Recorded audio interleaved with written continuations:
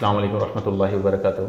मेरा नाम मोहम्मद अली है। जैसे कि आप सब जानते हैं कि मैं टैब बिल्डर्स के प्रोजेक्ट फैज़ रेजिडेंसी में head of marketing and sales काम कर रहा हूँ। और इसी में जो सबसे अहम डिपार्टमेंट है वो कंस्ट्रक्शन साइड, क्योंकि बेसिकली ये चूँकि एक बिल्डर प्रोजेक्ट है और इस प्रोजेक्ट के अंदर जो सबसे इम्पोर्टेंट रोल है वो इसके कंस्ट्रक्शन को लेके है। और इस कंस्ट्रक्शन को जो साहब देख रहे हैं तो mister Javed as a construction manager Faiz Residency, हम उनको खुशामदीद कहते हैं अपने प्लेटफॉर्म पे। अस्सलाम वालेकुम जावेद साहब, कैसे हैं?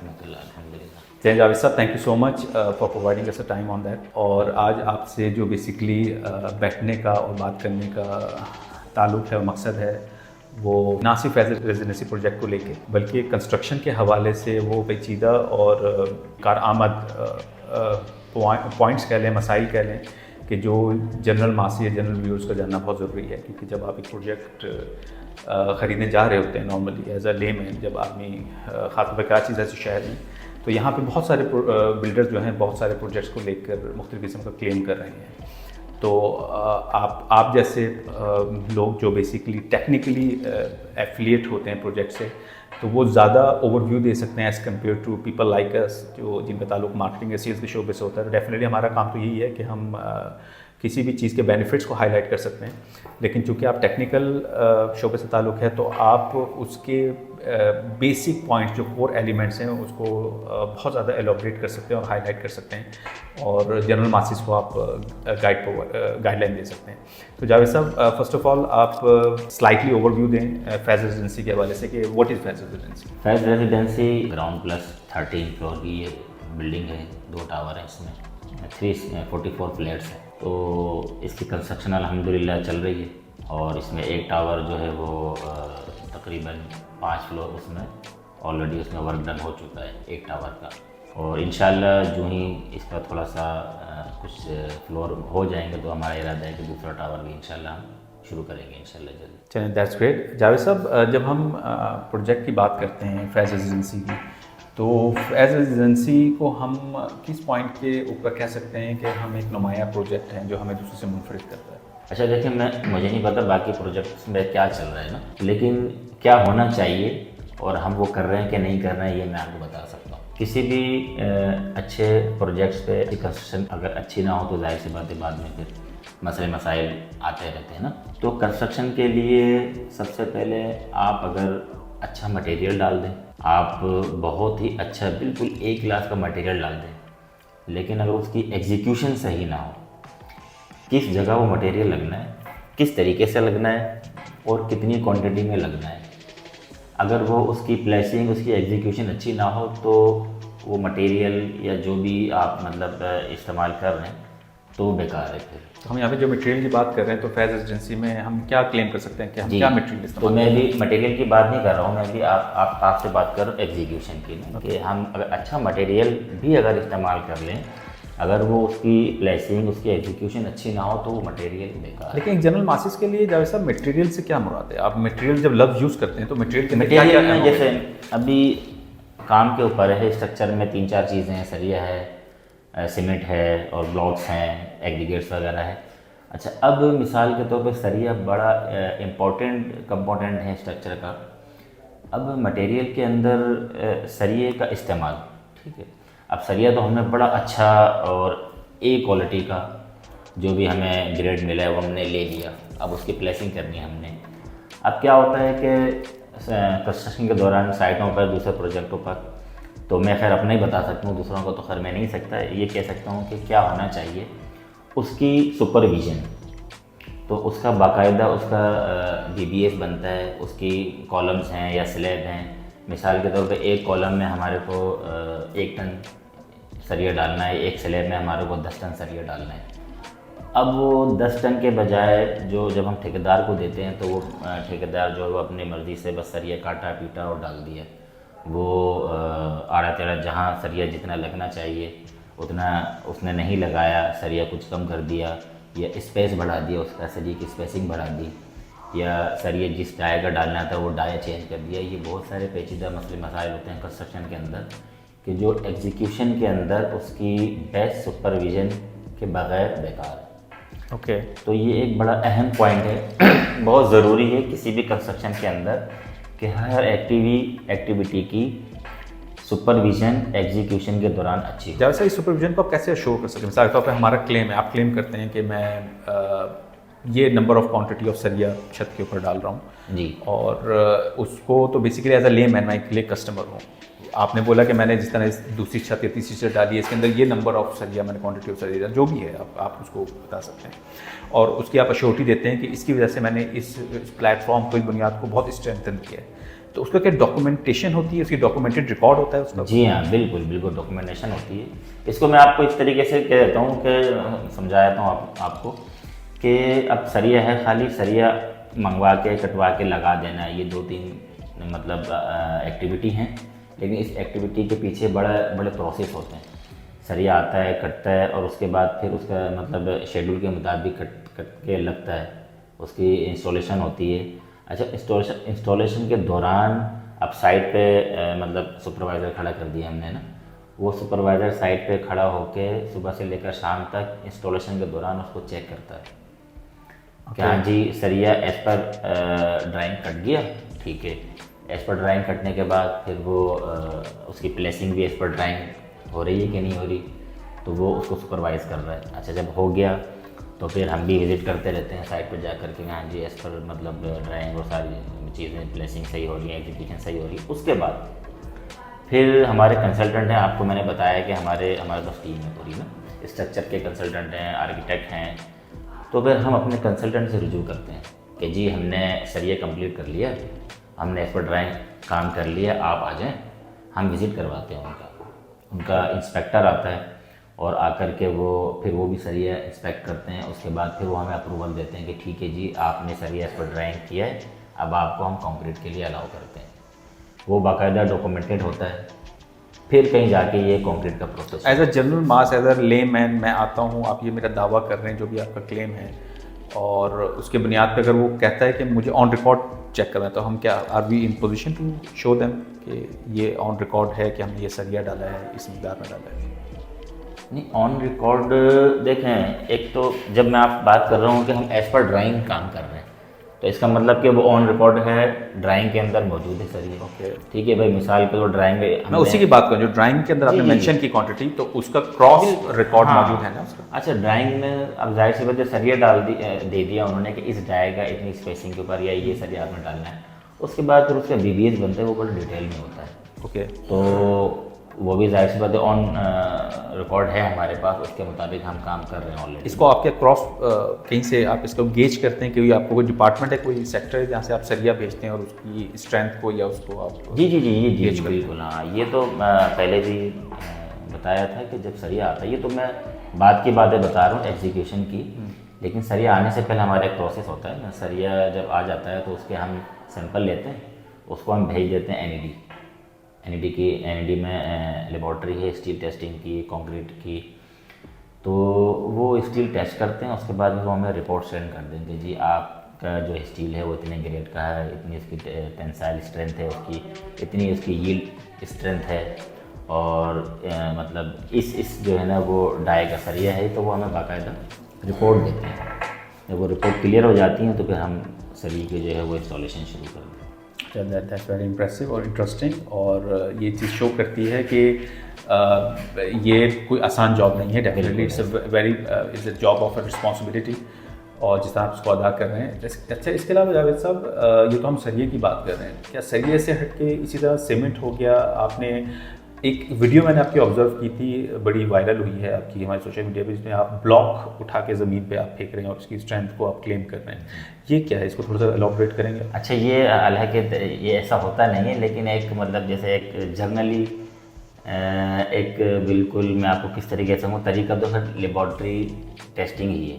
ओके, जो मेथड है वो तो ये है कि स्टील आया या हमने कंक्रीट, लेकिन आप ये कह लें कि एक ये लोकल तरीका है, किसी को लोकल तरीका तसल्ली देने के लिए। देखें, एक तो थंब रोल्स होते हैं किसी चीज़ के ना, ये एक थंब रोल्स है कि जी कुछ चीज़ें जो है ना वो विजुअल बता देती हैं कि यार ये मतलब इसमें इतनी स्ट्रेंथ हो सकती है, तो मतलब थोड़ा सा ये क्या पीसी से आई, क्योंकि क्या टर्म यूज़ करते हैं आप इसमें?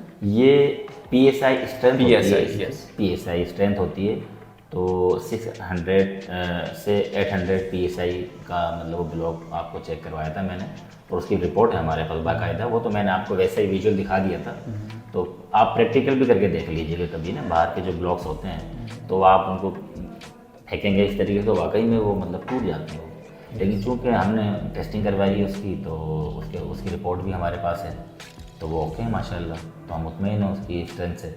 तो सिर्फ ब्लॉक्स नहीं बल्कि हर कंक्रीट है, स्टील है, ब्लॉक्स हैं, तो उसकी रिपोर्ट से हमारे पास, ये ऑन रिकॉर्ड है हमारे पास। सिर्फ वर्बली मतलब बोलने की बात नहीं है कि जी हमने तो इतना PSI का ब्लॉक इस्तेमाल कर रहे हैं, हम इतने स्ट्रेंथ का कंक्रीट इस्तेमाल कर रहे हैं, सरिया इस्तेमाल कर रहे हैं, वो ये सारी चीज़ें ऑन रिकॉर्ड है। अच्छा जावेद साहब, नॉर्मली एक बात हमने बड़ी नोट की है, चूँकि हम इस शोबे से एक अरसा हो गया मुंसलिक हैं, तो कराची जैसे शहर में, चूँकि Karachi is known for hub of apartments के, यहाँ पे आपको जगह जगह पे हाई राइज बिल्डिंग्स और अपार्टमेंट्स नज़र आ रहे होते हैं, और आने वाले वक्त में कराची जो है उसकी आबादी इस हद तक एक्सीड कर चुकी है कि most of the percentage of the population of Karachi is dependent to live in apartments. तो ये उनकी ज़रूरत भी है, मजबूरी भी है और ख्वाहिश भी है। तो अब इस चीज़ को आइडलाइज़ करते हुए नॉर्मली जब एक बंदा एक डिसीजन ले रहा होता है अपार्टमेंट लेने का, तो हमने बहुत सारी जगहों पे नोट किया है कि अपार्टमेंट लेते हुए जो पेचीदा, जो बेसिकली एक बेसिक मिस्टेक हो रही होती है कि लोग उसका ओवरऑल टेक्सचर या उसके ओवरऑल डिज़ाइन को देख के या एरिया को देख के तो इन्फैचुएट हो जाते हैं, मुतासिर हो जाते हैं। लेकिन जब वो प्रोजेक्ट उनको हैंड ओवर होता है तो उनको समझें कि 80 वॉल्ट का धचका लगता है जब वो कहते हैं कि जो हमें चीज़ क्लेम की गई वो चीज़ नहीं मिली। मिसाल में क्लेम करने के बहुत सारे अवामिल अनासिर हैं, जिसके अंदर कमरों का साइज़ हो गया, एक क्लेम होता है। आदमी एक्सपेक्ट कर रहा होता है कि मुझे 12 बाय 12 या 14 बाय 12 का कमरा दे रहे हैं, या 12 बाय 10 का एक स्टैंडर्ड रूम साइज़ है वो दिया जा रहा है, तो वो उनको नहीं मिल रहा होता। फिर उसके बाद बैल्कॉनीज़ हैं, बैल्कॉनीज़ का क्लेम होता है, उनका साइज़ श्रिंक हो चुका होता है। कॉरिडोर का आप नॉर्मली स्टेयर्स केस देखते हैं, वो बहुत श्रिंक हो चुकी होती हैं। इसके अलावा लिफ्ट्स के अंदर लोग डंडी मार जाते हैं, लिफ्ट का क्लेम होता है उसका साइज़। और मैंने तो बहुत सारी जगह पर ऐसा भी सुना है कि पैसेंजर लिफ्ट के साथ कार्गो लिफ्ट क्लेम है, लेकिन वो कार्गो लिफ्ट की जगह भी वो जम कर गया प्रोजेक्ट के अंदर बिल्डर। अच्छा, इसके अलावा ड्राइव थ्रू हो गया, आपके कंप्लाइंसेस हो गए, बाय लॉज हो गए। आपने बहुत सारे प्रोजेक्ट जब आप बुकिंग लेने जाते हैं तो ये क्लेम होती है, अम्यूनिटीज़ को क्लेम कर रहा होता है बिल्डर। तो ये, और हत्ता कि जब एक नॉर्मल इंसान, जब एक लेमैन आदमी जब एक डिसीजन ले रहा होता है, वो इस चीज़ को शायद उसके बैक ऑफ द माइंड तो होता है कि मैं अपार्टमेंट लेने आ रहा हूँ और ये अपार्टमेंट में ख़रीदने जा रहा हूँ, रेंट पे नहीं लेने जा रहा। कि आज मुझे समझ में नहीं आया है तो मैं 3 महीने बाद अगर मैं रेंट पे हूँ तो मैं शिफ्ट कर सकता हूँ, लेकिन अगर मैंने बाय कर लिया है तो डेफिनेटली हमारी 80% टू 70% पॉपुलेशन वो है जो बार बार अफोर्ड नहीं कर सकती। हम तो प्रॉपर्टी एक दफ़ा बनाते हैं और नस्ल तक भी चलती है। तो क्या ये इस अवामिल को थोड़ा सा हाईलाइट करना, I need your brief detail on that, कि कौन सी चीज़ें हैं जो फैज़ रेजिडेंसी ख्याल रख रहा है ख़ासतौर पे अपने जनरल मासिस के लिए। As a Karachiite, if you come and book any apartment in the project, तो आपको क्या बेनिफिट अवेल कर सकते हैं आपसे? देखिए, आपने जिस तरह से पूछा ना कि बिल्डर जो है वो दूसरे प्रोजेक्ट्स पे बताते कुछ हैं और दिखाते कुछ हैं और डिलीवर कुछ करते हैं, तो ये चीज़ तो खैर अल्हम्दुलिल्लाह अभी तक यहाँ नहीं है, तो और आगे भी नहीं होगी इंशाल्लाह, आगे भी नहीं होगी और आगे हम कर भी नहीं सकते हैं, क्योंकि ऑलरेडी इसके माशाल्लाह से 5 फ्लोर डल चुके हैं। तो अगर हमें करना होता तो हम पहले फाउंडेशन के दौरान कर देते हैं ना। तो देखें, जो एज़ पर ड्राइंग इसमें हमें ड्राइव वे दिया है, हमने एज़ पर ड्राइंग 20 फुट का आप साइड पे जाके देख सकते हैं, एग्जीक्यूट हो चुका है। और ये ऐसा ड्राइव थ्रू है कि अगर 2 गाड़ियाँ भी खड़ी हो तभी आदमी बीच में से गुजर सकता है? जी हाँ, बिल्कुल, 2 गाड़ियाँ भी गुजर सकती हैं, उसके बावजूद भी स्पेस हमारे पास साइड में बचता है। ड्राइवे हमारे पास 20 फुट का दिया हुआ ड्राइंग में, हमने एज़ पर ड्राइंग उसको एग्जीक्यूट कर दिया है। बाकी आप कमरों का साइज़ का पूछ रहे थे, तो कमरों का साइज़ भी हम नहीं छेड़ सकते उसको ना, नहीं कर सकते। स्टैंडर्ड 12.5 बाय 10.5 बहुत अच्छा साइज़ होता है। जी हाँ, 12.5 बाई 10.5, 12.5 बाई 10, 12 बाई 10.5, इस तरह के कमरों के साइज़ हैं। और जो एज़ पर ड्राइंग जिस जगह पे जो साइज़ मेंशन है, हमने वही साइज़ जो है वो दिया हुआ है और हमें देना पड़ेगा, क्योंकि अगर हम किसी भी दीवार को छेड़ते हैं तो हमारे आगे के कमरे, हमारे वॉशरूम, हमारा पूरा जो आर्किटेक्ट प्लान है वो डिस्टर्ब। सबसे इंपॉर्टेंट चीज़ हाइट ऑफ द प्रोजेक्ट, मतलब height of the floor, normal आप क्या इसको क्या कंसीडर कर रहे हैं, क्या 9 फीट 10 फीट 11 फीट 12 फीट? नहीं, ये फ्लोर टू फ्लोर हमारी 10 फीट हाइट है ये। अच्छा, ऐसे गुड हाइट। जी हाँ, अच्छी हाइट है माशाल्लाह। एक फ्लोर से दूसरे फ्लोर की जो हाइट है वो 10 फीट है। वैसे अमूमन 9 फीट की होती है, 9 फीट की होती है, लेकिन यहाँ हाइट अच्छी है माशाल्लाह। तो हम बाय लॉज को मुकम्मल तौर पर फॉलो कर रहे हैं। और ये 2 टावर के बीच में जो स्पेस है एक ओपन टू स्काई जो हम छोड़ रहे हैं 800 गज की, ये भी बड़ी रिमार्केबल स्ट्रेटजी है। जी हाँ, हम मुकम्मल तौर पर 100% हम सारे जो है वो लॉज हम फॉलो कर रहे हैं 100%, और फॉलो कर रहे हैं तभी अल्हम्दुलिल्लाह हमारे काम में किसी चीज़ की कोई रुकावट गवर्नमेंट की तरफ से, किसी इदारे की तरफ से अल्हम्दुलिल्लाह हमें। तो as a technical person, as a engineer, आप क्या कहते हैं? नॉर्मली हम देखते हैं प्रोजेक्ट्स खड़े होते हैं, 5 साल बाद ही उनके जो है वो रंग रोगन झड़ना शुरू हो जाता है, 10 साल बाद सरिये नज़र आने शुरू हो जाते हैं, और 15 साल बाद जो है वो एक भूत बंगले का एक नज़रिया दे रही होती है बिल्डर। नॉर्मली कराची में आप देखें मोस्ट ऑफ द प्रोजेक्ट्स के अंदर ये हालात हैं, और ये भी आपकी रिटर्न ऑफ इन्वेस्टमेंट के ऊपर बहुत इंपैक्ट डालती है, क्योंकि जब आप एक 10 साल बाद 15 साल बाद प्रोजेक्ट को देखते हैं और बोलते हैं कि मैंने तो ये 10 रुपये में ख़रीदा था और 15 साल बाद मैं एक्सपेक्ट कर रहा हूँ कि कम से कम ये 15 रुपये में बिकनी चाहिए, लेकिन उसकी कंस्ट्रक्शन क्वालिटी इतनी खस्ता होती है कि वो उसको टोटली उसने उसको डैमेज करके उसको एक तरह से डेप्रिशिएट कर दिया होता है। तो आप इसके बारे में क्या कहते हैं कि हम इस बारे में क्या ख्याल रख रहे हैं? देखिए, कंस्ट्रक्शन का तो मैंने आपको बता दिया है कि अल्हम्दुलिल्लाह हम मटेरियल अच्छा इस्तेमाल कर रहे हैं, उसकी एग्जीक्यूशन के ऊपर हमने बड़ा अच्छा फोकस किया हुआ है, अच्छी सुपरविजन उसके अंदर हो रही है माशाल्लाह से। तो अल्हम्दुलिल्लाह कंस्ट्रक्शन अच्छी हो रही है। बाकी जैसे आपने कहा कि बराबर रोकन चढ़ना शुरू हो जाता है या सीपेज आना शुरू हो जाती है, तो ये तो देखिए सीपेज की हम जहाँ तक बात है इसी को हम ऐड करें। सीपेज में सबसे बड़ा आंसर जो होता है आपका, अच्छा, इसमें सीपेज का जाहिर सी बात है, इसमें प्लम्बिंग का बड़ा इंपॉर्टेंट रोल होता है ना।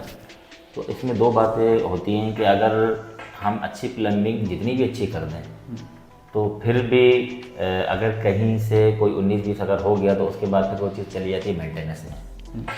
तो बहरहाल हम तो अच्छा काम कर रहे हैं, कोशिश कर रहे हैं, तो वो अगर मेंटेनेंस किसी भी प्रोजेक्ट की अच्छी ना हो तो फिर वो चीज़ें बढ़ना शुरू हो जाती हैं। अगर कहीं से एक लीकेज आई हल्की सी, अगर वो फ़ौरन ही जो है वो उसको रिपेयर करके सही कर दिया गया तो वो आगे फिर फैलती नहीं है। नहीं तो आप जितना भी अच्छा प्लम्बिंग वर्क कर लें, कुछ भी कर लें, किसी भी जगह किसी भी एक फ्लैट में कहीं भी कोई लीकेज या कुछ भी हो गया और उसको बर वक्त उसको आप बीमार हो जाए और बर वक्त डॉक्टर के पास ना जाएं तो बीमारी जाहिर सी बातें बढ़ जाएगी। ऐसे ही तो इसका भी सेम ऐसा ही है। तो बिल्डिंग है, जाहिर सी बात है, इतना बड़ा प्रोजेक्ट है, इतने सारे मसले मसाइल। क्या हमने कोई ख़ास कंपनी है जिसको हमने ये रिस्पॉन्सिबिलिटी दी है करने के लिए? जो जी, प्लम्बिंग NA ग्रुप है, प्लम्बिंग के कंसल्टेंट हैं, उन्होंने इसका मतलब क्या इनका ट्रैक रिकॉर्ड बहुत सॉलिड है? जी हाँ, जी हाँ, बड़े बड़े प्रोजेक्ट्स पे इन्होंने जो है वो काम किए, डिज़ाइन किए प्लम्बिंग वर्क को, तो वही इसको जो है वो। अच्छा, प्लम्बिंग के साथ बहुत इंपॉर्टेंट है इलेक्ट्रिक भी होता है। खासतौर पर इलेक्ट्रिक तो ऐसे भी होता है कि आपके समझें कि बिल्डिंग की एक तो इलेक्ट्रिक कंजम्पशन आपके, अगर पुअर इलेक्ट्रिसिटी कनेक्शंस हैं या आपने मटेरियल यूज़ किया है तो बहुत ज़्यादा इलेक्ट्रिसिटी आपकी कंज्यूम हो रही होती है। दूसरी बात ये है कि आपके आग लगने का खदशा होता है, और आए दिन जो है आपको सबसे बड़ा प्रॉब्लम कि आप आज इलेक्ट्रिशियन को बुलाएं और ये कनेक्शन ख़राब हो गया तो चेंज कराएं। तो ये भी एक बहुत बड़ा चैलेंज है, इसको हम कैसे कवर कर रहे हैं? देखिए, इसके लिए इलेक्ट्रिकल की भी हम यहाँ पे ऐसा नहीं है कि बस जैसे आमतौर पर घरों में होता है कि छत डल रही है बस पाइप डाल दिए, कोई सा भी तार डाल दिए ना। तो हमारे पास इसके भी कंसल्टेंट हैं, उन्होंने इलेक्ट्रिकल वर्क डिज़ाइन किया है, ड्राइंग बनी हुई है इसकी बाकायदा। ड्राइंग में मेंशन है कि कौन सा पाइप डालना है, कितने स्ट्रेंथ का डालना है, किस डाई का डालना है, कोई क्वालिटी ऑफ पाइप आप कोट करेंगे? जी हाँ, उसकी फ्लेक्सिबिलिटी, उसकी सारी चीज़ें जो है ना वो मतलब टेस्ट होने के बाद फिर वो पाइप। हम अपने मासिस को कोट कर सकते हैं? आप कोई नाम हो ऐसे ये जो कंपनी जो इसको एग्जीक्यूट कर रही है उसका नाम? जी जी, हमारे इलेक्ट्रिकल जिन्होंने डिज़ाइन किया ना वो हाईटेक इंजीनियर हैं, उन्होंने ड्राइंग बनाई है इसकी, और वो सुपरविजन भी करते हैं, वो आकर के इंस्पेक्शन भी करते हैं जब कंड्यूट पाइप इंस्टॉल हो जाते हैं छत के अंदर। तो एज़ पर ड्राइंग वो आकर के चेक करते हैं कि जी जहाँ हमने ड्राइंग बनाई है, जिस तरह हमने ड्राइंग बनाई है, ड्राइंग में जो पाइप जो डाया दिया है तो और जितने पाइप दिए हैं उस तरीके से इंस्टॉल कर रहे हैं कि नहीं कर रहे हैं। तो ये हाईटेक कंसल्टेंट जो हैं इनका भी पोर्टफोलियो सॉलिड है, इनकी डिलीवरी इन्होंने भी बड़े प्रोजेक्ट्स किए हैं, बड़े अच्छे प्रोजेक्ट्स किए हैं इन्होंने। जो दूसरा ये है कि स्ट्रक्चरल इंजीनियरिंग की बात करते हैं तो ये भी बड़ा इंपॉर्टेंट एलिमेंट है to strength in the building. तो स्ट्रक्चरल इंजीनियरिंग में हमारे साथ कौन ऑन बोर्ड है? इम्पैक्ट इंजीनियर बड़ा नाम है इनका, बड़े मशहूर है कराची में। शारा फैसल में उन्होंने बहुत बिल्डिंग में एक बिल्डिंग उन्होंने हैं। मेरा शारा नर्सरी फैसल पे भी मेन एक बिल्डिंग है इन्होंने डिलीवर। शारा फैसल बड़ी बड़ी बिल्डिंग है, वो इन्होंने वो डिज़ाइन किए हैं, तो उन्होंने ही हमारा प्रोजेक्ट भी स्ट्रक्चर वर्क डिज़ाइन किया है। अच्छा, दैट्स इम्प्रेसिव। तो हमारे आप वैसे क्या कहते हैं कि ले में एग्जॉजरेटेड फिगर का मैं आपसे बात करूं तो क्वालिटी ऑफ द कंस्ट्रक्शन आप क्या लाइफ देखते हैं कि इंशाल्लाह जब डिलीवर होता है, हम 2028 हमने एक फिगर रखी हुई है, तो नॉर्मली जैसे मैंने जिक्र किया कि मैक्सिमम आज हम बहुत सारे, जिस तरह आप इमार के प्रोजेक्ट्स देखें, इमार बोला अपना मैमार के प्रोजेक्ट, अब गुलशन में भी मैमार के प्रोजेक्ट्स हैं बने हुए जो पुराने 40 साल 45 साल पुराने, तो आप उनके जब क्वालिटी देखते हैं तो कहते हैं यस आज भी उनकी बिल्डिंग क्वालिटी वैसी मेंटेन है और 1% भी फ्लॉ नहीं है उसके अंदर। तो क्या हम as a Tab Builders Faiz Residency उसी जगह पे अपने आप को पोजीशन करते हुए देख रहे हैं कि हम 40 साल या 50 साल बाद भी देखेंगे तो quality of the project is standing? जी हाँ, अल्हम्दुलिल्लाह। देखें वैसे हमारा डिज़ाइन जिन्होंने बनाया ना, तो जाहिर सी बात है उन्होंने हर चीज़ को मद्देनज़र रखते हुए, सिर्फ वो चीज़ नहीं बल्कि अर्थक्वेक वगैरह भी होते हैं, तो वो फैक्टर भी डिज़ाइन के अंदर डाल के ये डिज़ाइन बनाया गया है, सारी चीज़ों को देखते हुए कि हम इस बिल्डिंग को अर्थक्वेक ने भी कवर करना है, इस बिल्डिंग को हवाओं ने, तूफानों ने, पानी ने, हर चीज़। सबसे बड़ी चीज़ जो हम एक शॉक वेव्स को नज़रअंदाज कर देते हैं क्योंकि मेजॉरिटी प्रोजेक्ट जो मेन रोड के करीब होते हैं तो वहाँ पे जब हैवी ट्रैफिक या ट्रैफिक गुजरती है तो एक रोड के अंदर वाइब्रेशन पैदा होती है और वाइब्रेशन नॉर्मली बिल्डिंग की जड़ों के ऊपर इम्पैक्ट डालती है। हत्ता कि हम लोग मेन रोड के करीब होते हुए भी नहीं हैं, यानी वॉकिंग डिस्टेंस में है फिजिकली, तो हम ऑन द लूप रोड, जो लूप रोड 80 फीट की है और वो आपकी 200 फीट मेन रोड से कनेक्ट हो रही है सिर्फ चंद कदम के फासले पे, तो फिर भी तो उसका कुछ ना कुछ तो वेव लेंथ का इम्पैक्ट होता होगा। तो क्या हमने जब इसकी बेसमेंट डाल रहे थे, हम इसकी प्लिंथ आप कहते हैं, क्या कहते हैं उसको, फाउंडेशन रख रहे होते हैं, तो उसके अंदर क्या हमने इन चीज़ों को मद्देनज़र रखा था? क्या हमने क्या कंक्रीट का जाल या आप उसको कह लें सरिये का जाल हमने इस लेवल का रखा था जो इसको स्ट्रेंथ या पिलर्स की तादाद इस पर कुछ हाई रोशनी का? इसमें फाउंडेशन में तो हमने मतलब कोई कसर छोड़ी नहीं है इसमें, तो इसमें कोई फुटिंग्स, आइसोलेटेड फुटिंग्स या छोटी छोटी फुटिंग नहीं है। इसमें पूरे टावर के नीचे हमने राफ्ट फाउंडेशन डाली है। राफ्ट फाउंडेशन सबसे हैवी और मतलब होती है ये फाउंडेशन, तो इसमें पूरा सरिये का जाल बिछा के उसमें कंक्रीट भर दी जाती है। आमतौर पर आपने देखा होगा कि बिल्डिंगों में कॉलम के नीचे 10 बाई 10, 10 बाई 12 की जो है वो फिटिंग्स बना दी जाती है ना, इसमें ऐसा कोई नहीं है, आइसोलेटेड फुटिंग नहीं है, तमाम की तमाम जो है ना वो राफ्ट फाउंडेशन है। पूरे टावर के नीचे जो है वो जाल, डबल जाल बिछा के उसमें कंक्रीट भर दी गई है। Okay, that's impressive. तो ये मतलब राफ्ट फाउंडेशन बहुत हैवी फाउंडेशन होती है। अच्छा, दैट्स वेरी इम्प्रेसिव। और इसके अलावा आप मतलब माशाल्लाह इट्स बीन लाइक 4 इयर्स आप इस प्रोजेक्ट का हिस्सा हैं आप, तो आप नॉर्मल एक जनरल व्यूअर को क्या कहते हैं कि आप जब डिसीजन ले रहे हो तो फैज़ रेजिडेंसी में किन जब वैसे तो आपने बहुत सारी चीज़ों को हाईलाइट किया है, बहुत टेक्निकल पॉइंट्स को, लेकिन अगर आप मैं 2 पॉइंट्स में आपसे कहूँ कि आप कंस्ट्रक्शन के मेयार को सामने रखते हुए अगर किसी को, यानी आप अपने किसी रिलेटिव को सजेशन दे रहे हो कि इसमें बुकिंग डालें, तो आप उसको किस बात पर कन्विंस करेंगे आपसे? मैं कन्विंस तो देखे बोलने पे तो खैर नहीं जाऊंगा मैं कि मैं बोल दूँ हमारी एग्जीक्यूशन चल रही है, हमारा टावर एक ऑलरेडी जो है वो 5 फ्लोर खड़ा हो चुका है। मैं तो यही कहूँगा कि आप साइट विजिट करें, आकर के देखें, कंस्ट्रक्शन देखें, उसकी क्वालिटी देखें। अच्छा, उसमें अब जो मैंने आपसे बातें की हैं, तो अगर किसी चीज़ में कोई आपको इन्फॉर्मेशन चाहिए, कुछ पूछना है, तो सारी चीज़ें हमारे पास ऑन रिकॉर्ड भी हैं। तो अगर किसी को कुछ मतलब देखने के बाद भी कुछ पूछना है, समझना है, तो हमारे साइट ऑफिस के ऊपर चीज़ें हैं, वो देख सकते हैं, पूछ सकते हैं। तो इसके ऊपर मैं ज़्यादा मतलब फोकस करूँगा, बजाय ऐसे कि मैं बोलूँ कि जी हम इतना अच्छा काम कर रहे हैं, वैसा कर रहे हैं। साइट विजिट करें, आकर के साइट पे देखें, एग्जीक्यूशन देखें और करना भी कितनी अच्छी हुई है। तो जैसे कि नाजरीन आपने देखा, जावेद साहब ने फैज़ रेजिडेंसी को लेके बहुत ही टेक्निकल पॉइंट्स को हाईलाइट किया, वो पॉइंट्स जो एक नॉर्मल, एक जनरल बायर, एक जनरल आप कह रहे हैं लेमैन का कंसर्न होता है। और I am a firm believer of that कि if you personally drop by and look into it personally, चाहे वो आपका लोकेशन हो, एरिया की प्रोजेक्शन हो, क्वालिटी ऑफ द वर्क हो, क्वालिटी ऑफ द प्रोडक्शन हो, उसके क्रॉस एनालिसिस है, एवेल्यूएशन है, सर्टिफिकेशन की चेकिंग है, आपकी क्वालिटी ऑफ द वर्क है, इस सब को देखने के लिए once you will have to drop by, you will have to come personally to look into it. और ये एक ऐसा प्रोजेक्ट है जो हमारा ये क्लेम नहीं, दावा नहीं, बल्कि हमारा ये हाई एक्सटेंट पे समझे एक शाउट आउट है कि this is going to be remembered for ages. और the one who gets the booking in it will never regret. और आप आएँ, इसको तसल्ली करें। और इसी तरह हम गाहे बगाहे जावेद साहब को लेके आपके सामने हाजिर होते रहेंगे। और आज जिस तरह हमने आज फैज़ रेजिडेंसी की प्रोडक्शन और इसके बारे में बात की, तो नेक्स्ट एपिसोड में हम ज़मीन की एवेल्यूएशन के ऊपर बात करेंगे और जावेद साहब से जो है ज़मीन की नौइयत और कौन सी ज़मीन फिजिबल होती है प्रोजेक्ट्स को लेके कंस्ट्रक्ट करने के लिए, उसके हवाले से हम हाजिर आपके सामने हाजिर होंगे। तब तक के लिए अल्लाह हाफ़िज़।